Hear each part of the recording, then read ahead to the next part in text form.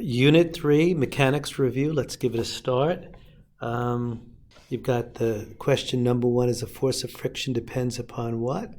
Depends upon, of course, the surfaces in contact, their roughness, or what we call the coefficient of friction. What else does it depend upon? Friction equals mu times normal. It depends on the normal force. You can't really say mass and weight, although that contributes often to the normal force, but it's the normal force. It's how hard the ground pushes up on the object and how hard the object pushes up on the ground, which is, of course, equal. That it's always, so sometimes the normal force sometimes comes, well, not sometimes, always comes a little bit from the mass and a little bit from the weight, but ultimately it's on the normal force. That's why it's in the equation. Friction is mu, coefficient of friction, times normal force. Next question, we've got a circling, what do they call it, curling rock. Let's get rid of that. Curling rock is traveling to the right across the ice. What they should have said, it's not really clear, it's ice, it's not really clear that there's friction, but there actually is friction between a curling rock and ice. And you may have left off the friction, but there's actually friction. You have on this block, it's on a horizontal surface, you have a normal force, and you have a weight force that goes straight down. They're equal because we have a horizontal surface, and then there's the friction. Some people want to pick this one because it is going to the right, but if you look in the picture and there's nobody pushing that object to the right, it must have been pushed maybe a second before this picture was taken. But once the push is gone, once there's no more contact between the pusher and the pushed, that force is gone. Don't pick this one over here with the force acting to the right. So this is D. Number 3, block is shown on the right remains at rest. So if it's at rest, then the sum of the forces equal 0. What is the friction force? Well, then, if it's at rest, why is it at rest? Because there's a friction force going up, and there's a force called the parallel component going down, which is mg sine theta. So the friction simply equals mg 0.5 times 10 sine theta. So it would be 5 newtons. That's the m times the g. Let me make this a little clearer. So it is 5 newtons, 0.5 times 10 times sine of 40 degrees. And when you do that, you get, for choice 3, you get 3.1. 2 kilogram head of an axe strikes into a tree horizontally at 40 meters per second. So an axe is swung, its mass is 2 kilograms, its velocity is 40. The blade penetrates a distance into the tree. What was the average force? So force, distance, mass, and velocity. What happened here is the axe swung and the tree did work to stop the axe. The work done by the tree equals F times D, and it stopped the axe and it changed its kinetic energy. It had kinetic energy, moving energy, so F times D equals KF, which is just 0, minus KEF, the final kinetic energy, minus the initial. So F times D, now since the final is 0, equals negative KE initial. So F times D is negative 1/2 mv squared. The F we don't know. The D is given in the problem as 0.040 meters equals 1/2. The mass that's given is 2.0. And the velocity that is given is 40 meters per second, but I got to square that. And there it is. The F that you get when you do it right is, let's look it up over here. That's question 4. It is a 4.0. 4,000 newtons when you, I guess, bring it down to 2 significant digits. Let's go over it again. Why did the axe stop? The energy of a system doesn't change unless work is done on it. The tree does work to stop the axe. What made me think of work? Because they talked about force. They wanted a force and they gave me a distance. They give me a mass and a velocity. That made me think of kinetic energy. The work done by the tree is equal to the change in kinetic energy. The tree does negative work on the axe. It decreased its kinetic energy all the way down to 0. So the work is equal to the change in KE. I know the final KE is 0. The initial is some value that I can find by using 1/2 mv squared. And now it's just look down here, it's a plug-in. Let's take a look at 5. A 2 kilogram wrench, there's my m. On the moon, what is the weight, which we call F sub g, and that is m times g. So the mass we're given is 2 kilograms. 2 kilograms. Now, what is the g on the moon? Well, we're told the g is 1/6 of the g that's on the Earth. Of course, we use 10, so it's 2 kilograms times 1/6. That's the gravity of the moon, 1/6 of g, 10 meters per second squared. So 2 divided by 6 times 10. This can just become 3, that become 1, and it's just 10 over 3, which is 1.66. I think, let me take a look. 5 is 3.3. I was a little too quick on that one. 5 is 3.3. Yeah, 10 divided by 3 is 3.333. 2 significant. Actually, the answer should only have 1. See that, 2 kilogram? So whoever crafted this question should have had an answer of just 3, because this has 1 significant digit. All right, no big deal. A 150-pound man is standing on an elevator. He's riding on the elevator. In what situation will he look down and not see 150 pounds on the scale, but see more than 150 pounds? Well, he'll see more than 150 pounds if, let's take a look at 6 is D, if he's moving upward. Let's take a look why that would be moving upward at an increasing speed. He would have a normal force. That was the scale's force. The scale would provide the normal force and a weight force. Why am I making the scale's force the greater than the, well, we're told that he looks down, he sees a value greater than his 150-pound weight. He sees a bigger number. That must mean the force upward on him is greater than the force that's downward on him. His weight is acting downward, the scale is upward, and he's going up with, let's see, increasing speed. So the up force must be greater than the down force if he's increasing speed. Number 7, force of 40 newtons is needed to keep a 10-kilogram steel box, MF, sliding across a table at constant velocity of 8 meters per second. That's really important.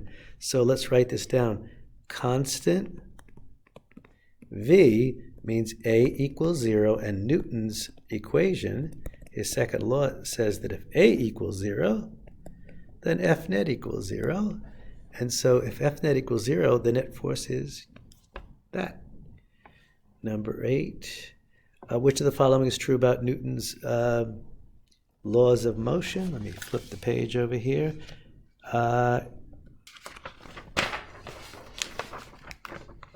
The answer is B. If no net force acts on an object, it will remain at rest or continue at constant velocity. If F net equals 0, then A equals 0, which means it could be at rest or it could be moving at constant velocity. 2-kilogram mass suspended from a spring from the ceiling of an elevator reads 25 already. So what happens is the upward force is reading 25 newtons, but the weight is only 20 newtons. So so what I do is to find the acceleration is sum of the forces equal ma. The positive, I'm going to make up positive. That's 25 newtons and 20 newtons. A little hard to read. So so it's 25 newtons.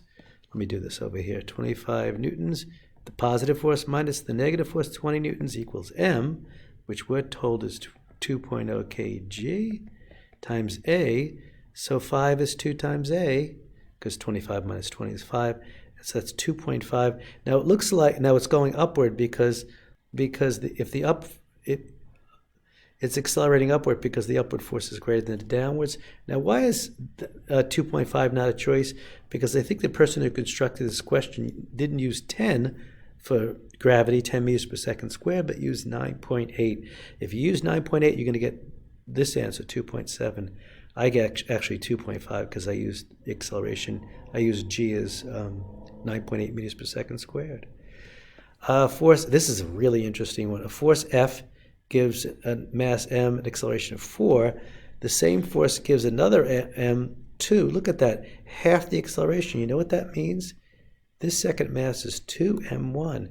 because F gives a force m 4 meters per second squared, that same force gives something called m2, 2, that's half the, let's look at the equation. With the same force, if you get half the acceleration, it's because you had twice the mass.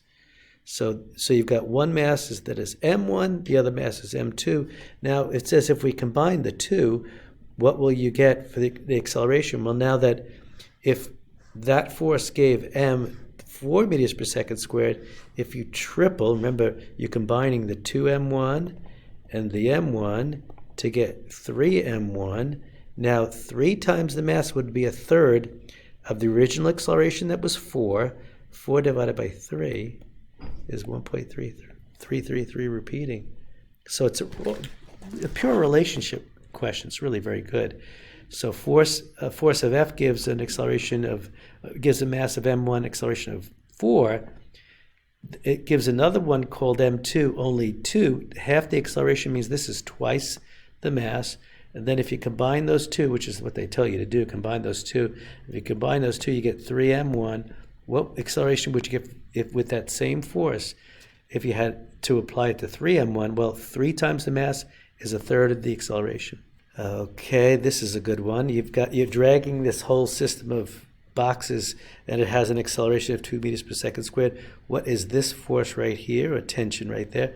What I'm allowed to do and should do is just isolate on these 3 boxes, have tunnel vision, and I could say, well, this tension pulls these 2 boxes. And I simply use Newton's F, sum of the forces equal ma. So sum of the forces is T equals m, which is 4 kilograms. You combine the two. You're told that it's 2.0 meters per second squared. So this tension is 8.0 meters per second squared. Now, what they didn't ask for, but I'll do anyway, is so remember, it's just F equals ma. I can now isolate on the back boxes and say, what's this tension? Well, tension equals m times a. This tension would be 6 meters per second. Whoops, 6 newtons, because 3 times 2 is 6. Now I could also isolate on the whole, not isolate, but look at the whole system, and I'll say to myself, what's pulling this whole system? This tension over here is dragging, we'll call it T1. It's dragging 3 boxes that are 4 plus 1 is 5, 8 kilograms. I can just say, you know what? I have 1 box of 8 kilograms. I have an acceleration of 2 meters per second squared. So this must be 16 newtons. So you want to feel free to just circle and isolate whatever you want to look at and find the forces that way. And that's all. Let's see how much was left in this sheet. I may want to keep going on. Let me take a look. Oh, is this the bottom of the sheet? No, it's not the bottom of the sheet. I think I'll just stop right here. Or maybe I'll just finish the page out. A student exerts a 120 Newton force. This is the mass. This is the acceleration. Find the coefficient of friction. So you've got some friction going this way. And we do sum of the forces equal ma. What do we want to find the coefficient of friction? So I know that the sum of the force of the positive force is 120 newtons. The negative is mu times the normal force, which is, let's see, it's good to put this information into the picture, 25 kilograms. So this normal force is 250 newtons equals m, 25 kilograms, times a, which is 1.8 meters per second squared. And so now, it's just a math problem, right? So this becomes 25 times 1.8. Let me see if I got it worked out over here. So we find out that this is 25 times 1.8. This is 75 newtons. No, that's not right. That's not right at all. Let's see. Let's do it. 25 times 1.8. 25 times 1.8 equals 45. So 120 minus mu times the 250 equals 45. And I can subtract 120 from both sides and get negative mu times 250 equals negative 75. Then divide that by 250. 5 to, and you get 0.3, yep. Mu equals 0.30.